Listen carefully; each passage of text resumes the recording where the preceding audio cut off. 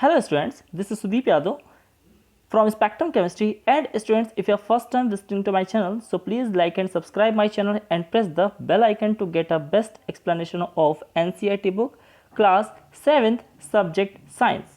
And students, today in this video we are going to start a new chapter, that is transportation in animals and plants.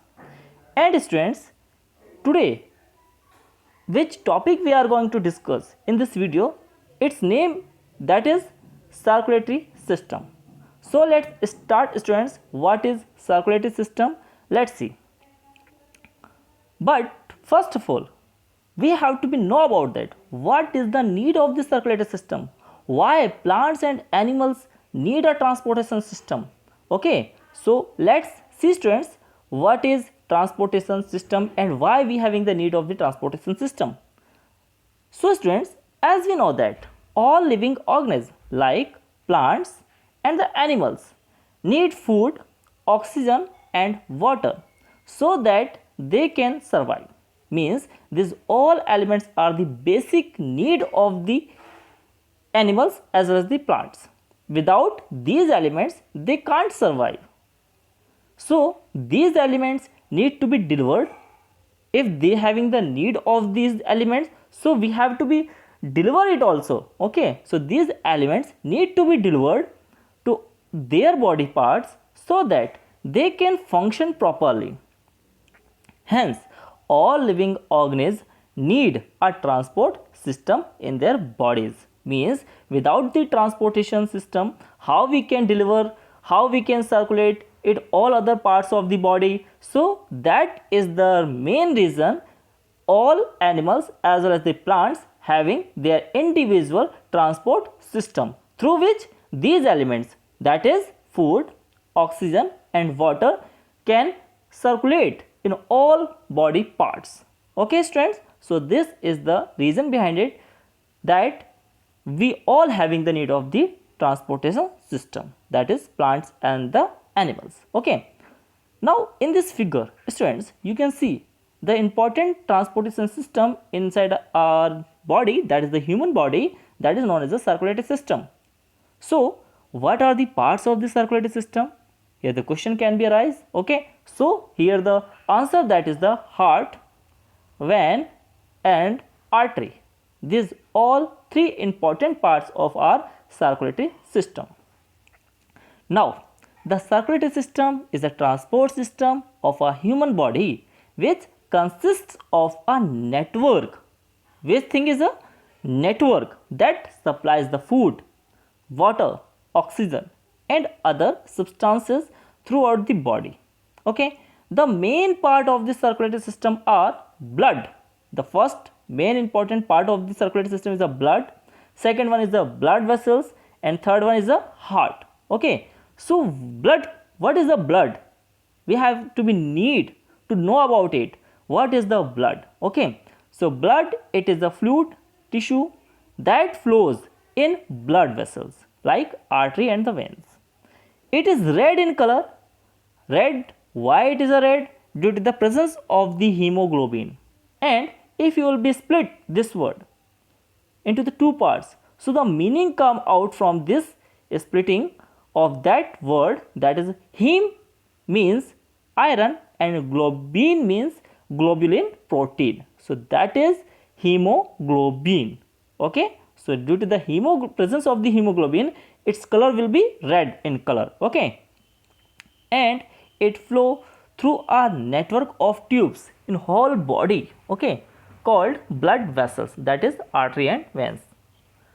Blood is pumped to every part of the animal by heart. Blood consists of four important components. Number first, plasma, second RBC, that is red blood cells, and third one is the WBC, and last one is the platelets. So these all important parts of our blood, that is plasma, RBC, WBC and the platelets. Plasma is a liquid while RBCs, WBCs and the platelets that float in it. So means the stream of the plasma Plasma is a stream, okay, of the fluid in which RBCs, WBCs and the platelets are floating. Okay, so this is very important thing about the blood. Now components of the blood which we have to discuss already, that is the plasma, red blood cell, WBCs, which we have to be discussed again. Okay, components of the blood. Blood can perform several functions because of different substances present in it. Number first, blood plasma. The liquid substance present in the blood is called the blood plasma. Almost 55% of the blood is blood plasma. So means our blood having the 100%, from its 100%, the blood plasma is the 55%. Okay, so the participation of the blood plasma is a 55%. The plasma facilitates the transportation of the different substances throughout the body. Okay, the blood plasma is made up of the water, salt, fats, proteins and sugar. So this is for the blood plasma, this content for the blood plasma. So it is very important. Now RBCs.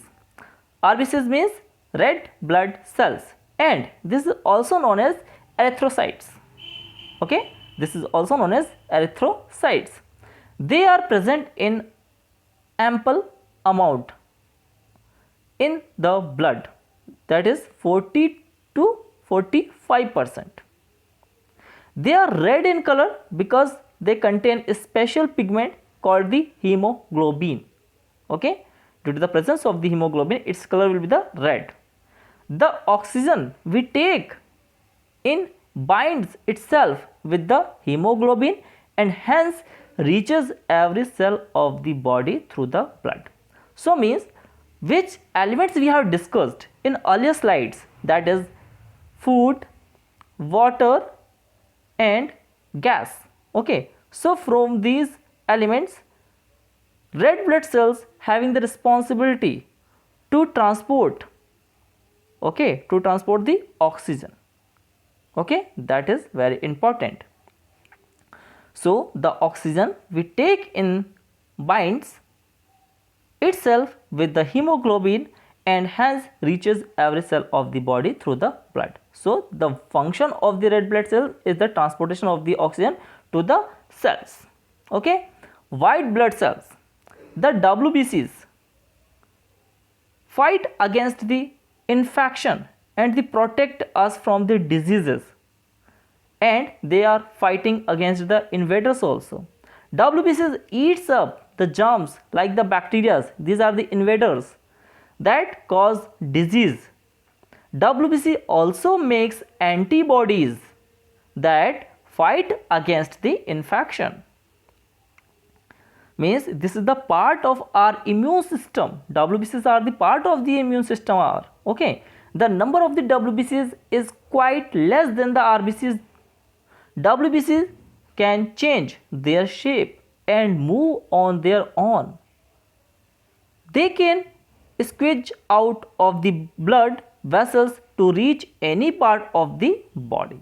So this was about for the white blood cells. So this is very important of our body parts. Okay, so white blood cells. Now platelets. Blood platelets are the small, irregular, tiny fragment of special cells formed in the bone marrow. These are colorless and help in the clotting of the blood. So means if you have a cut and there is a bleeding is going on, so the platelets is responsible to form the clot. These are the colorless and help in the clotting of the blood in a cut or the wound. If a cut or the wound is made, the blood starts flowing from it. After some time, the platelets plug the cut and the bleeding stops due to the formation of a dark red clot. So in the clotting process, the platelets is playing a very crucial role. If the platelets are not present in the blood flow from the cut or the wound, it will not stop, causing excess loss of the blood, which may be fatal to a person, leading to death. So this is very important function of the platelets in our blood. So here you can see these all blood's component structures, that is the RBCs, platelets, white blood cells, okay, and plasma, where the plasma is existing, you can see, and this is the blood vessels where the plasma stream is going on, okay. Now important things about the functions of the blood. What are the important functions playing by the blood inside our body? The blood acts as the medium of the transportation of the essential substances throughout our bodies, such as oxygen and the nutrients. So whatever the nutrients we are taking, whatever the oxygens we are taking during the breathing process, these all are transporting by the blood. Blood carries the oxygen from the lungs, okay, that is the very important point, that from where they are getting the oxygen, blood cells, that is the lungs, and transports it to the different cells of the body. Now second point, the blood also carries waste material to the kidney, where it will be filtered, which then filter the blood. The small intestine, second important point, the small intestine digests the food and absorbs its nutrients. These nutrients are provided to all the parts of the body through blood. As we know that small intestines having the villi, and villi are directly connected to the blood vessels, and in these blood vessels the blood is circulating. So whatever the food has been digested inside the small intestine, this will be directly absorbed by the villi, and villi will transport it inside the blood, and this blood will transport it to our other body parts, okay. So this is very important. The blood also protects the body from losing blood by forming a blood clot by the help of the platelets, okay. Means the platelets is important for clotting process. Next, the blood contains a special substance that helps in regulating the temperature of the body. So means if our body temperature is 37 degrees centigrade, so means it is maintaining by the blood. So these all are the important functions of the blood. If your body temperature is increasing or decreasing, so means you are suffering with any disease, okay, your body is not fit, you can say, okay. Now arteries, these carry blood from the heart to all the parts of the body. Means this is the mean in which blood is circulating inside our body. So means is a arteries. Arteries, these carry the blood from the heart to all parts of the body. These lie quite deep under our skin and cannot be seen easily. So these are the arteries. Arteries have thick elastic walls as the blood flows at high pressure. So means at the high pressure blood is flowing inside the arteries. Due to the pumping action from the heart through arteries, no valves are present in the arteries. The main artery, that is aorta, is connected to the left ventricle of the heart. It carries oxygenated blood from the left ventricles to all the parts of the body except the lungs. Another artery called the pulmonary artery is connected to the right ventricle of the heart and carries deoxygenated blood from the right ventricle to the lungs. Now important note here which we have to be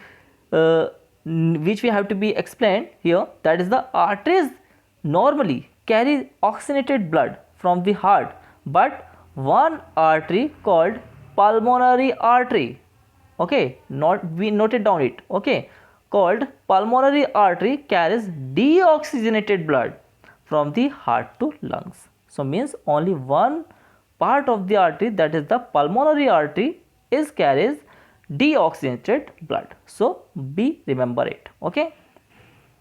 Now veins. Second, mean, in which blood is floating.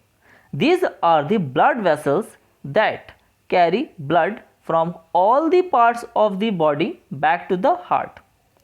These tube-like blood vessels are situated just under the skin and can easily be seen as greenish blue tubes or line below the skin. These carry deoxygenated blood from the body parts to the heart. Veins have thin walls and blood flows at low pressure. In arteries it was the high pressure, but in veins it is the low pressure through the veins. Therefore veins have walls in them which allow the blood to flow in one direction and prevent the backflow of the blood in veins. Usually veins carry deoxygenated blood, but pulmonary veins, here is also a special kind of the veins which having the oxygenated blood, that is the pulmonary veins, or there were the pulmonary artery, okay, that is connected to the left atrium of the heart, carries oxygenated blood from the lungs to the heart. So I hope students you must have enjoyed this video. So thank you.